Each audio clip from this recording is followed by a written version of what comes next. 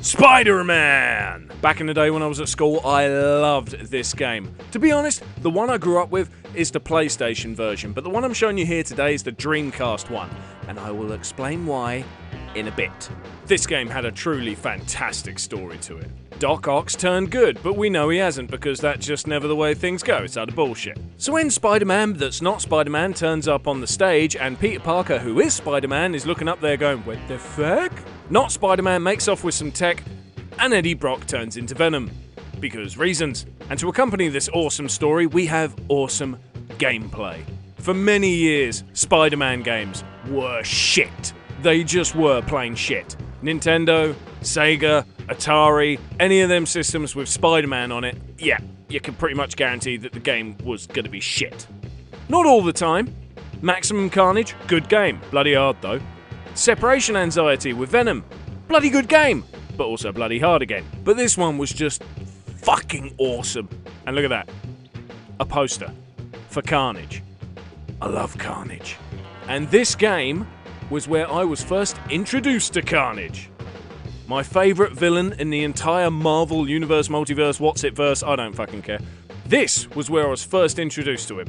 Now you may remember seeing Carnage looking like this. Yeah? Remember that? He looked like this, didn't he? Didn't he? Yeah. Well, if like me you grew up with the PlayStation version, he didn't look like this at all. He looked like this.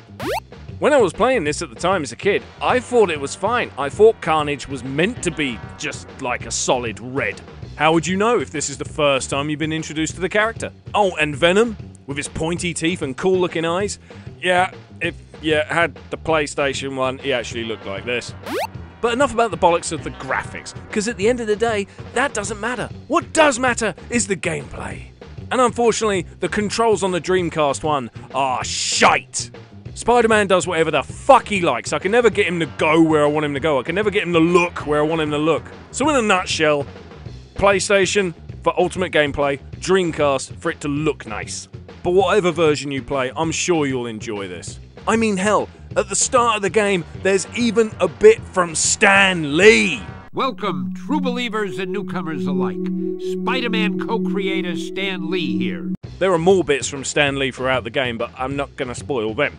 And if all that shit wasn't cool enough, there's unlockable costumes. In case you didn't figure it out, I'm not wearing the standard Spider-Man suit when I'm playing the game. I'm wearing the symbiote suit because it is the coolest. It's just fucking awesome. You unlock the suits by doing various things like collecting enough of this and getting enough of that, beating enough of this, or just completing the game on different difficulty settings. And some of these costumes give you different abilities. The symbiote suit actually gives you unlimited webbing. The best thing about the story in this game is that there's loads of little side stories. Like it's not just, find the tech that was stolen by this dickhead who's pretending to be you. No, there's also a bank robbery. Go and stop that. Or J. Jonah Jameson's about to get his head kicked in by Scorpion. Go and stop him if you fancy it.